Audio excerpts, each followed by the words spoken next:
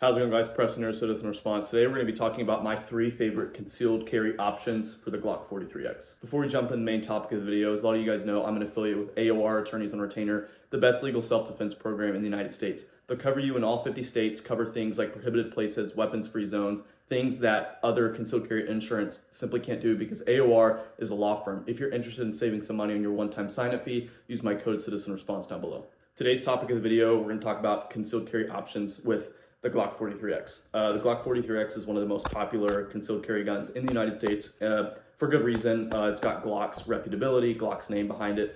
These things are tried and true, extremely reliable pistols, but they are not the easiest gun to conceal because with the grip length plus the stupid magazine baseplate design that Glock has that doesn't sit flush with the grip like many other guns do, these can be a challenge to conceal for some people. I'm not a huge frame guy. I'm like 5'7". Right now I'm in a bulk, so I'm like 165, kind of like 15, 20 pounds higher than like my typical body weight.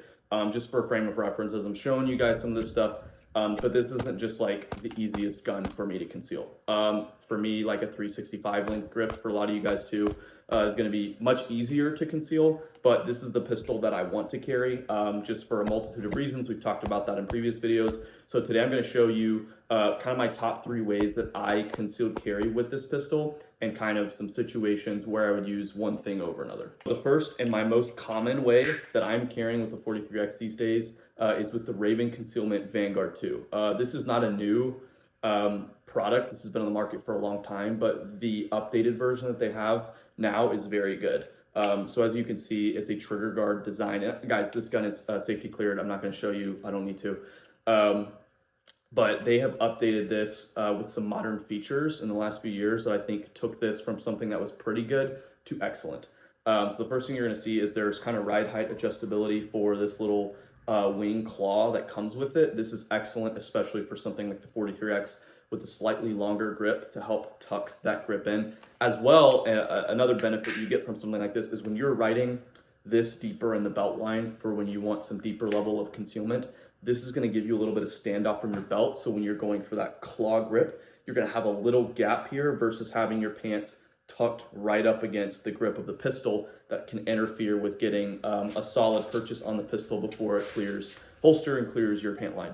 I have the largest of the wing inserts that it comes with. Now, it's not an overly extremely aggressive wing like you see on a lot of holsters. That's personal preference, but it works exceptionally well for me. I'm running this with a DCC clip. Not the clip that it comes with is a typical plastic clip, which is fine. I just like how low profile the DCC clips are and just how rugged and strong they are. I know that nothing's ever going to happen. This clip's never going to break or inadvertently slip over my belt. Now, the main concern that people have with something like this is twofold. One is it's difficult to train with. It's not like your typical appendix carry holster where you can quickly reholster and go to the next rep, reholster, go to the next rep. You have to take this thing out of your pants, put it back on the gun, put your gun back on your belt, then do another rep. Guys, is it slow? Yeah, but if you start out your session, do 5 to 10 reps with this to get comfortable with it and make sure that you're up to speed, and then switch over to a normal appendix holster for the rest of your training. That's kind of how I've been doing it, and I found that the crossover is very, very seamless because the ride height and placement with this is very similar to my traditional style appendix holster, which we'll talk about here in a second. The second main concern that people have with the Vanguard 2 is reholstering. Let's say you had to pull your gun out for whatever reason, is reholstering afterwards. And now I totally understand that concern. That was a concern of mine for a long time as well. But let's play this thought game out a little bit. So you kind of run into one of two options. You have to pull your gun out.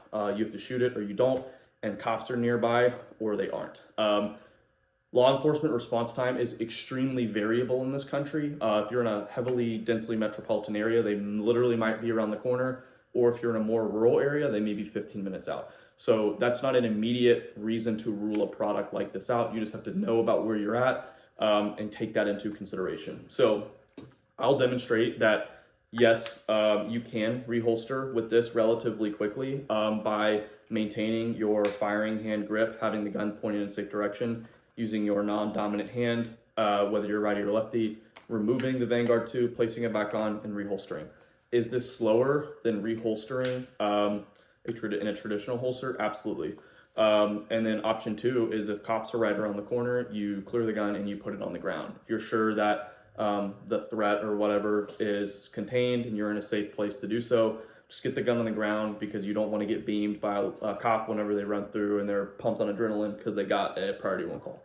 So there are some options. For me, these trade-offs are worth it because this thing is so dang comfortable and extremely concealable. One reason I love carrying with this is I can run this 43X in a lower, deeper profile on my belt for better concealment, but still, because of how minimal it is, I don't get any obstruction when I'm going for that full grip out of the holster. And having no extra muzzle coverage or extra material makes this extremely comfortable for movement, long periods of sitting, playing with your kids if you have kids, while still carrying a fighting gun. I consider a 43X with a 15-round capacity and a dot a fighting pistol.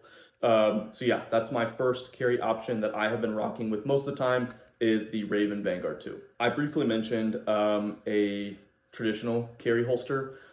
This is probably my favorite traditional appendix carry, full coverage type holster. This is the Harry's holsters. They have the shorty and the infiltrator. This one's the shorty for the 43X.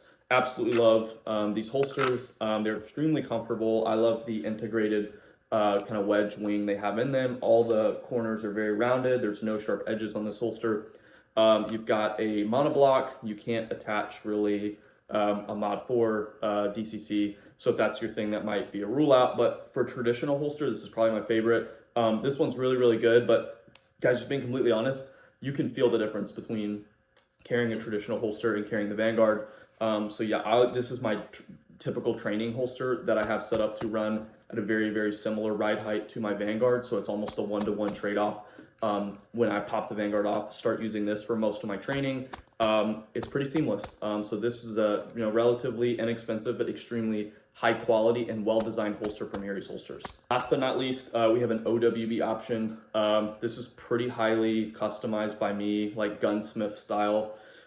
This is a Bravo Concealment 43X holster. Now these are hit or miss. Some of them for certain guns are so tight that you cannot get the gun out, and they push the slide out of battery whenever you're trying to holster them.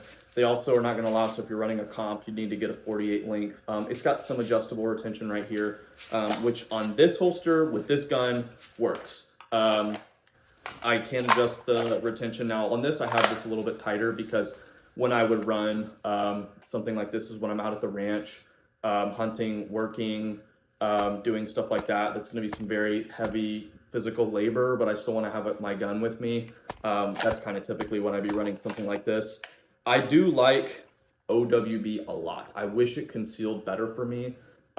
It's just kind of base, honestly. Having an OWB pancake holster just feels awesome, but it just doesn't conceal extremely well. I'm wearing a t-shirt. This is a size large. I know a lot of you guys comment that, oh, your shirt's too big, blah, blah. Guys, you look goofy. If you're an adult male and you're wearing super, super skin tight t-shirts, you just look stupid.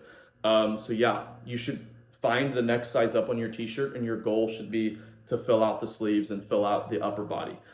Sorry, soapbox. We'll get back to the topic of the video. Now for this pancake style Bravo holster is not how you're going to get it out of the box. I'm actually running the T-Rex Arms, RIP, Ironside clips that I had to drill some extra holes and do some gunsmithing to get it to cant and sit perfectly exactly how I like it on my waistline.